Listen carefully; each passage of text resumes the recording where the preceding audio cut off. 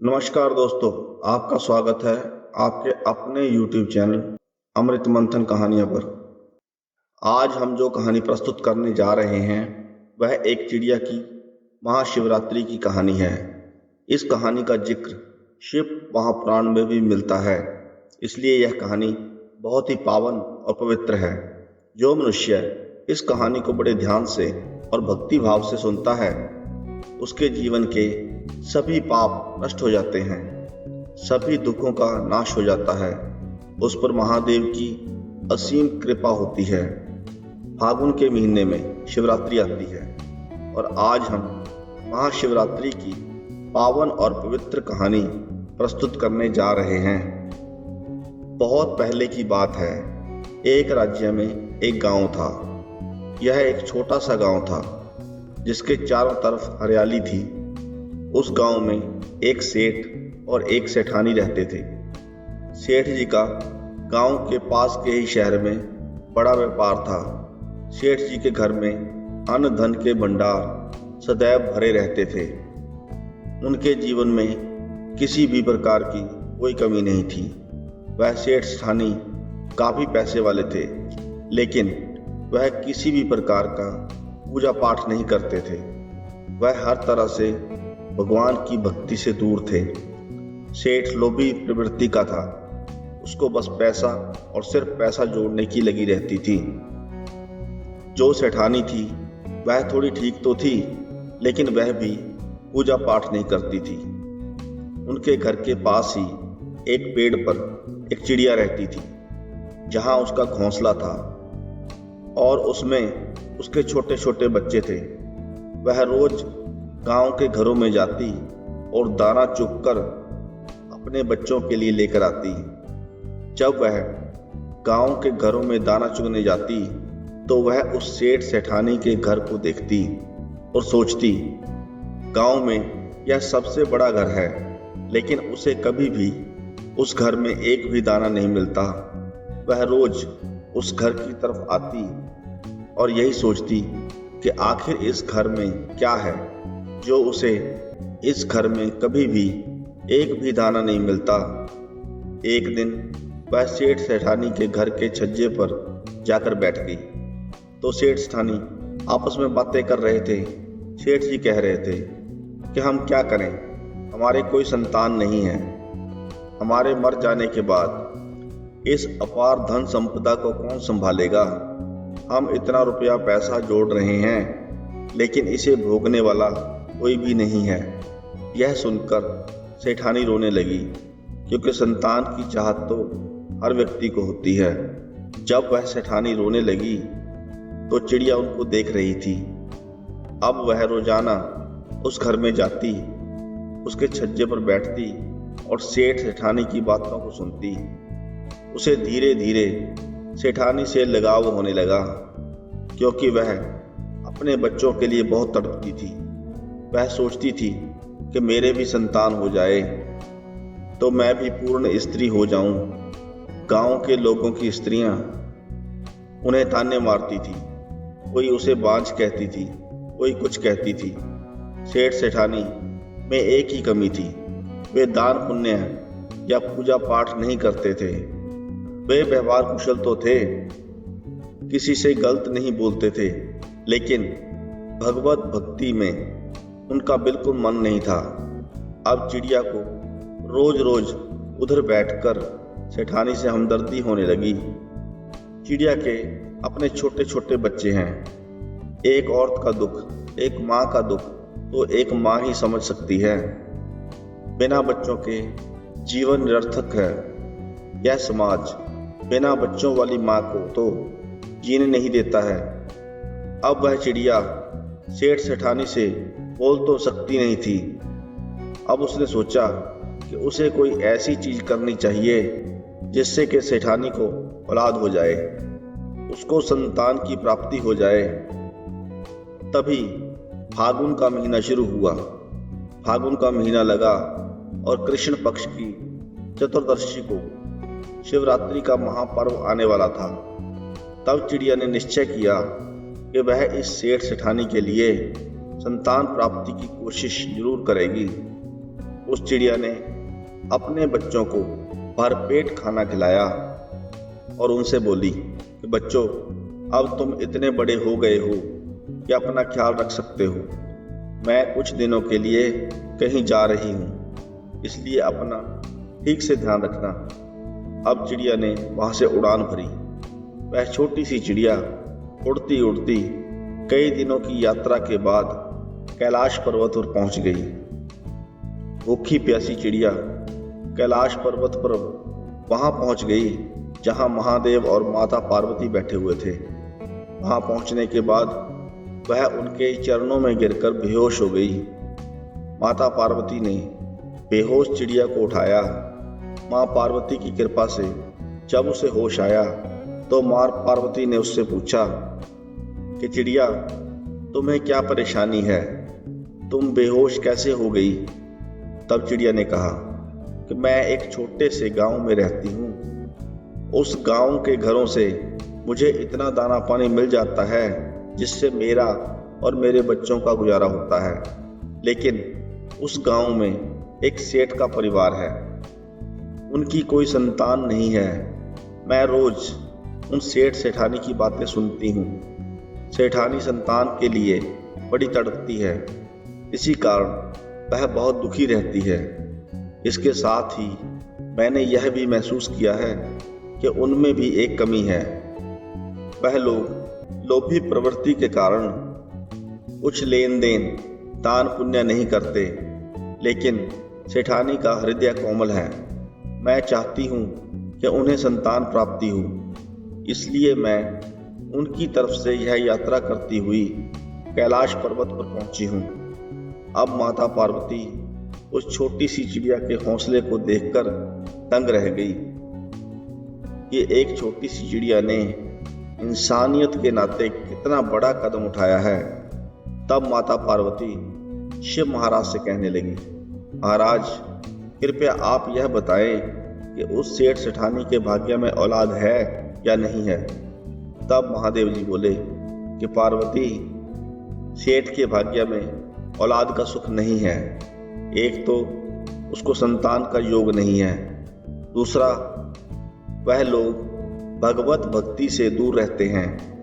ना ही वह लोग दान पुण्य करते हैं और ना ही संतों की सेवा करते हैं, ना ही कोई व्रत त्योहार करते हैं, इसलिए उनके यहाँ संतान नहीं है। माता पार्वती कहने लगी कि जो यह छोटी सी चिड़िया उनके लिए इतनी दूर से यात्रा करके आई है, मैं इसे यहाँ से खाली हाथ नहीं जाने दूंगी। लेकिन महादेव कहने लगे कि पार्वती, यह संसार दुखों का सागर है। इसमें कोई किसी चीज से दुखी है तो कोई किसी चीज से। कोई संतान की तरफ से दुखी है तो कोई संतान के लिए दुखी है। कोई धन के लिए दुखी है तो कोई शरीर के लिए दुखी है। इस संसार में हर किसी को कोई ना कोई दुख परेशानी है। तुम किस किस का दुख दूर करोगी?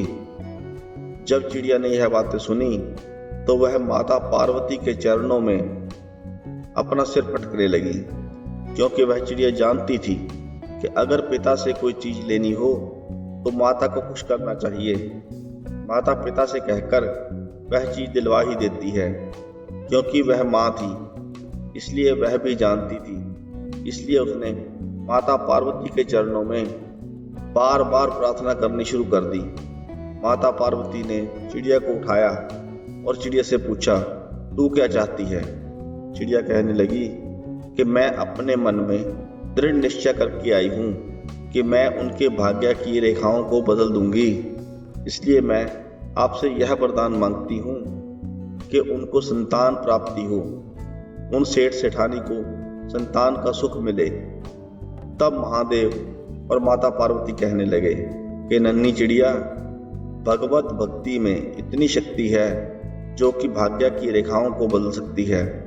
तुम्हारी भगवत भक्ति देखकर हम बहुत प्रसन्न हुए हैं, इसलिए हम तुम्हें वरदान देते हैं कि सेठानी को 9 माह के बाद एक सुंदर पुत्र की प्राप्ति होगी।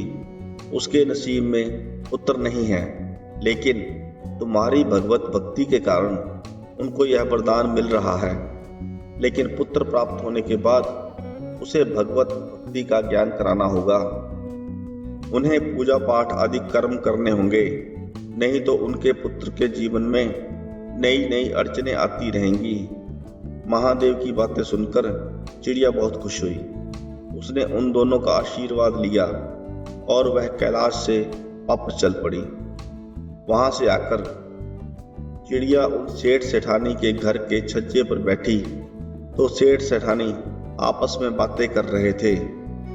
कुछ दिनों के बाद सेठानी को गर्भ ठहर गया। चिड़िया जानकर बहुत खुश हुई। वह सोच रही थी अब हमें भी खाने के लिए अच्छा अच्छा मिलेगा, क्योंकि सेठानी बड़े घर की है तो उसका बेटा भी अच्छी अच्छी चीजें खाएगा। जब वह अच्छी अच्छी चीजें खाएगा तो वह जूठन भी फैलाएगा जो हमें भी मिलेगी। चिड़िया बहुत खुश थी।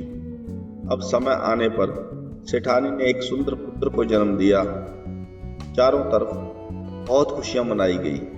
सेठानी अपने बच्चे की बहुत अच्छे से परवरिश करती। नौकर चाकर हर समय उसकी देखरेख में लगे रहते थे। चिड़िया यह सब देखकर बहुत खुश होती। धीरे धीरे समय बीत रहा था और समय के साथ साथ लड़का बड़ा हो रहा था। सेठ सेठानी उसका अच्छे से पालन पोषण करते। वह उसे हर रोज अच्छी अच्छी मिठाइयाँ खिलाते, अच्छे अच्छे फल खिलाते। जो बच्चे से इधर उधर गिर जाता उसे वह चिड़िया अपने मुंह में भरकर अपने लिए और अपने बच्चों के लिए ले जाती। धीरे धीरे समय बीत रहा था, लेकिन चिड़िया को लग रहा था कि सेठ सेठानी बच्चे को पाकर बहुत खुश हैं, लेकिन वह ना तो कोई पूजा पाठ करते हैं और ना ही कोई धर्म कर्म करते हैं। इसलिए इनके लिए मुझे कोई ना कोई उपाय तो करना पड़ेगा। ऐसे करते करते 5 महाशिवरात्रि निकल गई। उनका बेटा 5 साल का हो गया, लेकिन ना तो उन्होंने कोई महाशिवरात्रि का व्रत पूजन किया और ना ही उन्होंने भगवत भक्ति में अपना मन लगाया। अब वह चिड़िया बहुत परेशान रहने लगी, क्योंकि वह चिड़िया भी उस लड़के को बहुत प्यार करने लगी थी, क्योंकि उस बच्चे के लिए बहुत लंबी उड़ान भरी थी। इसलिए चिड़िया ने एक उपाय सोचा कि इनको भगवत भक्ति का भान कराना जरूरी है। अब चिड़िया ने फिर से कैलाश पर्वत के लिए उड़ान भरी। कई दिनों की यात्रा करने के बाद चिड़िया कैलाश पर्वत पर पहुंच गई। उस चिड़िया को देखकर माता पार्वती ने कहा कि चिड़िया अब क्या परेशानी है, अब तो सेठ सेठानी को संतान सुख मिल गया है। अब चिड़िया हाथ जोड़कर महादेव और माँ पार्वती से कहने लगी, हे माता, मेरी एक समस्या है। मैंने आपसे कहा था कि सेठ सेठानी को पुत्र प्राप्त हो जाएगा तो उन्हें मैं इस चीज का भान कराऊंगी कि वह पूजा पाठ करें और भगवत भक्ति करें, लेकिन मैं इसमें सफल नहीं हो पाई, क्योंकि मैं बोल नहीं सकती और वह मेरी भाषा समझ नहीं सकते। हे माता, इसके लिए आपको मेरी सहायता करनी होगी। तब माता पार्वती महादेव से कहने लगी कि चिड़िया की बात तो ठीक है, लेकिन उन्हें इस बात का भान कौन कराएगा। तब चिड़िया कहने लगी कि माता, आप और प्रभु दोनों जाकर उन्हें इस बात का ध्यान कराएं कि वह अपने जीवन में कितनी बड़ी गलती कर रहे हैं। तब चिड़िया की बात मानकर माता पार्वती और भगवान शंकर ने एक साधु और सन्यासिन का भेष बनाया। साधु और सन्यासिन का भेष बनाकर वह दोनों उन सेठ सेठानी के घर पहुंच गए और वहां जाकर उन्होंने भोजन खाने की इच्छा प्रकट की।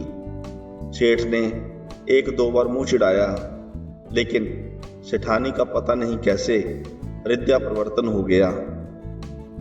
उसने उन्हें बड़े आदर सत्कार के साथ अंदर बिठाया और भोजन कराने लगी। छोटा सा बच्चा पैरों में घुंघरू बांधे हुए छम छम करता हुआ घूम रहा था। वह महादेव और माता पार्वती को भोजन खिलाने लगा, जिससे भगवान शिव और माता पार्वती बहुत खुश हुए। क्योंकि वह तो प्रभु का प्रसाद था, इसलिए उस बच्चे में तो संस्कार थे। वह उनकी इतनी देखभाल कर रहा था, सेवा कर रहा था। कभी पानी लाकर रखता, तो कभी रोटी लाकर रखता, तो कभी गुड़ लाता, जिससे समझो कि भोले बाबा को भोग लग गया। अब भगवान शिव और माता पार्वती चलने लगे तो सेठ सेठानी कहने लगे कि हमसे कोई गलती हो गई हो तो हमें क्षमा कर देना। महादेव और माँ पार्वती कहने लगे कि गलती तो तुम बहुत बड़ी कर रहे हो, जिसका परिणाम तुम्हारे पुत्र को भुगतना पड़ सकता है। यह बात सुनकर सेठ सेठानी दोनों घबरा गए, क्योंकि इतने समय के बाद तो उन्हें पुत्र प्राप्त हुआ था। वह अपने पुत्र के जीवन पर कोई भी संकट नहीं देखना चाहते थे, इसलिए वह हाथ जोड़कर प्रार्थना करने लगे और कहने लगे कि हे साधु बाबा और हे माता, हमें आप बताइए कि हम क्या करें। तब साधु बने हुए महादेव कहने लगे, तुम क्या समझते हो कि तुम्हारे नसीब में पुत्र था? यह तो एक चिड़िया की सच्ची भक्ति का ही प्रसाद है जो तुम्हें पुत्र के रूप में मिला है। चिड़िया ने तुम्हें संतान सुख दिलाया है, लेकिन वह तुम्हारा ध्यान भक्ति की ओर नहीं लगा सकी। तुम्हारे मन में भगवत भक्ति नहीं है। तुम आज से भगवत भक्ति करना शुरू कर दो। पूजा पाठ, दान पुण्य करो, गरीबों को भोजन खिलाओ, तालाब खुदवाओ, गरीब कन्याओं की शादी करवाओ, जिससे तुम्हारे घर में दिन दुगनी और रात चौगुनी तरक्की होगी। तुम्हारा पुत्र भी बहुत संस्कारी होगा। अब उन लोगों को अपने किए पर बहुत पछतावा होने लगा। वह सोचने लगे, हमसे भली तो एक चिड़िया है जो इतनी भगवत भक्ति तो जानती है। भगवान शिव और माता पार्वती वहां से अंतर्ध्यान हो गए। अब भगवत भक्ति की लो उन सेठ सेठानी के मन में लग चुकी थी। अब वह पूजा पाठ करते और दान पुण्य करते और प्रभु का गुण गाते। फागुन मास की महाशिवरात्रि आई तो दोनों पति पत्नी ने व्रत रखा और भगवान की पूरे विधि विधान के साथ पूजा अर्चना की और उनका आशीर्वाद पाया।